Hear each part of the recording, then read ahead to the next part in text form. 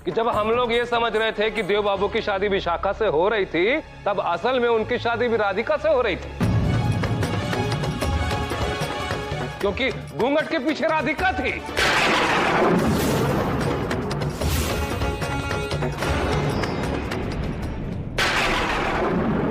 ये क्या कह रहे हैं बेटा?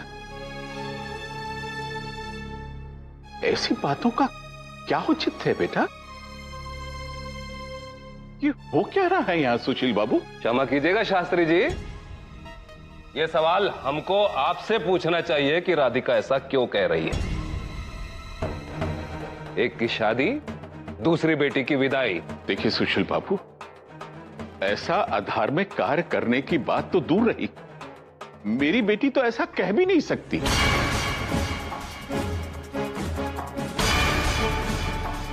कह दो बेटा कि तुमने ऐसा कुछ नहीं कहा। कह दो बेटा। पूरा एपिसोड देखिए ZEE5 पर। पहले एक बेटी को विदा किया और फिर जब वो भाग गई तो बकायदा दूसरी बेटी की शादी कर दी देव बाबू के साथ, ताकि दोनों बेटियां मिलकर पूरे पुरोहित खानदान पर कब्जा कर लें, है ना? अरे हमरे तो बस बंसी बजैया हमरा का, हम तो जैसे हैं वैसे हैं, जग जाहिर है। पर आप बड़े धार्मिक व्यक्ति बनते हैं। याद है चाची माँ, पग फेरे की रस्म में तुलसी का बिरवा लाए थे उपहार में ये सज्जन। शास्त्री जी, पर असलियत में आपकी सोच क्या है ये आज सबके सामने आ गई। बस कीजिए सुशील बाबू, ऐसे प्रहार न करिए एक निर्धन ब्राह्मण पर। मैं तो यही समझने में असमर्थ हूं कि देव बाबू का राधिका के साथ 2 बार विवाह कैसे हो सकता है? ये हम नहीं कह रहे हैं शास्त्री जी, स्वयं आपकी सुपुत्री राधिका कह रही है। मैं सबसे अनभिज्ञ हूं। एक बाप को पता ही नहीं कि वो किसका कन्यादान कर रहा है। शास्त्री जी, अपने भोले भाले और मासूम चेहरे से किसी और को लूटने का प्रयास कीजिएगा। यहां आपका कच्चा चिट्ठा खुल चुका है। हम सब जान गए हैं कि जिस व्यक्ति को हम प्रगाढ़ पंडित समझते थे वो कितने काया किस्म का आदमी है, कितने निचले स्तर की सोच है उसकी। राधिका बेटा, इनकी बातों को रोक लगाओ। मुझे भान हो रहा है कि तुमने अपने विवाह को बचाने के लिए ही यह सत्य कहा है।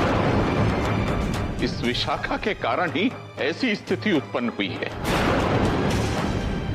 परंतु बेटा, असत्य किसी भी समस्या का समाधान नहीं होता।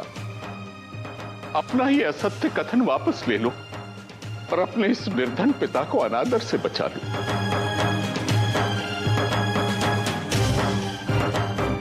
यह असत्य नहीं है बाबूजी, ये मेरे जीवन का सबसे बड़ा सत्य है।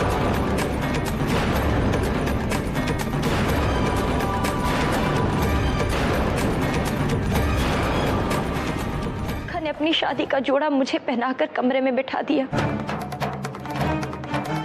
और मुझसे ये वादा किया कि फेरे होने से पहले वो लौट आएगी। जैसी वो वहां से गई, वहां कमरे में आ गई, उन्हें सब पता चल गया कि विशाखा भाग गई है। वो बहुत घबरा चुकी थी और तब तक अम्मा भी वहां आ गई। उस स्थिति को कैसे संभाला जाए ये सब सोच ही रहे थे कि दरवाजे पे दस्तक हो गई। दरवाजा खोला तो आप थे बाबूजी।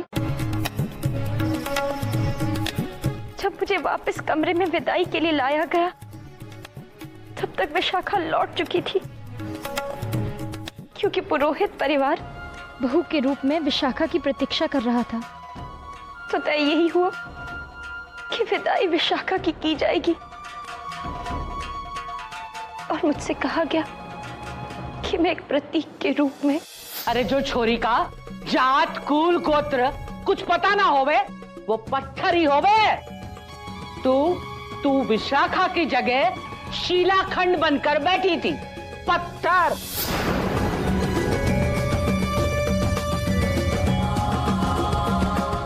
एक एक करके सारी सुहाग की निशानियां छीन दी गई बाबूजी।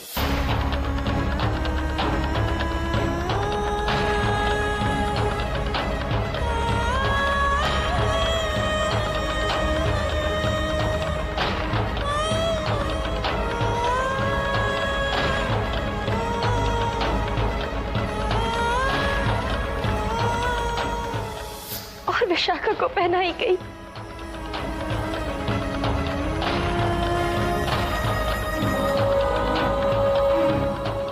एक सुहागन होते हुए एक कुंवारी का जीवन व्यतीत करने पर विवश कर दिया गया बाबूजी।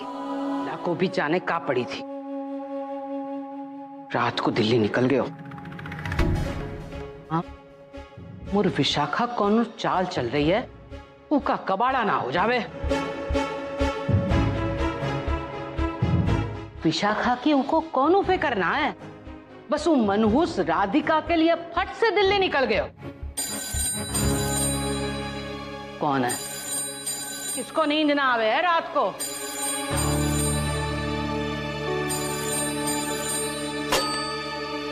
हेलो।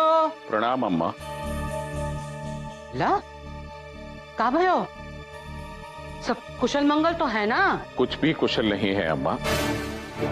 आपको इसी समय दिल्ली के लिए प्रस्थान करना है।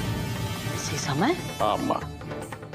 देवकी जी उत्तराखंड से कब वापस आ रही हैं? मुझको पता ना है, आ जावेगी एक दो दिन में। कहा भयो है लल्ला? मोर विशाखा कैसन है, सब ठीक तो है ना? कोई ठीक नहीं है अम्मा। आप केवल आ जाइए, यहाँ आपकी अत्यंत आवश्यकता है। ठीक है, ठीक है, सुबह की पहली बस पकड़ के आवत है। नहीं अम्मा, प्रातः काल तक प्रतीक्षा नहीं की जा सकती। आप इसी क्षण दिल्ली के लिए प्रस्थान कर दें। ये वक्त बस कहाँ मिलेगी लल्ला? समधन जी ने बात कर ली है, उनके वृंदावन वाले घर से कोई वाहन लेकर आपके पास पहुंचता ही होगा। आप इसी क्षण चल दें। ठीक है। हे ठाकुर जी, कुछ तो गड़बड़ है, जाने कहा भयो। अम्मा यदि यहाँ आकर तुम्हारे कथन को सत्य प्रमाणित करती हैं, तो तुम देव बाबू की प्रथम पत्नी कहलाओगी।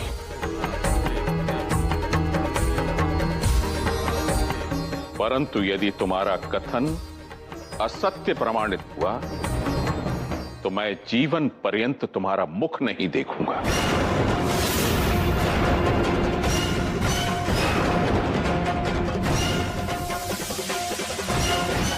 त्याग कर दूंगा तुम्हारा।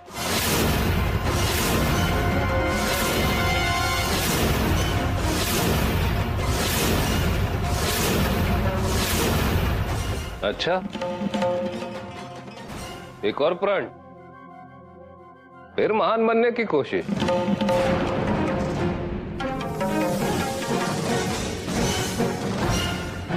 चलिए, अगर राधिका झूठ बोल रही है तो आप इसका त्याग कर देंगे, पर यदि उसका कथन सत्य हुआ तब क्या करेंगे आप लोग? इस बारे में सोचा है आप लोगों ने? अगर राधिका सत्य कह रही है तो आप लोग क्या करेंगे? हाँ भाभी जी। अगर राधिका ही देव की पत्नी है तो विशाखा का देव पर कोई हक नहीं रह जाएगा।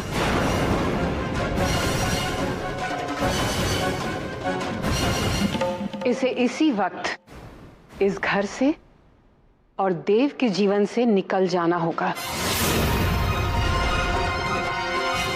अच्छा, और राधिका को? क्या? राधिका को क्या? देव बाबू, आप कुछ न कहें तो अच्छा होगा। हम देख रहे हैं कि पिछले कुछ दिनों से आपके सारे निर्णय आपके प्रेम प्रसंग से प्रभावित और मजबूर होते हैं।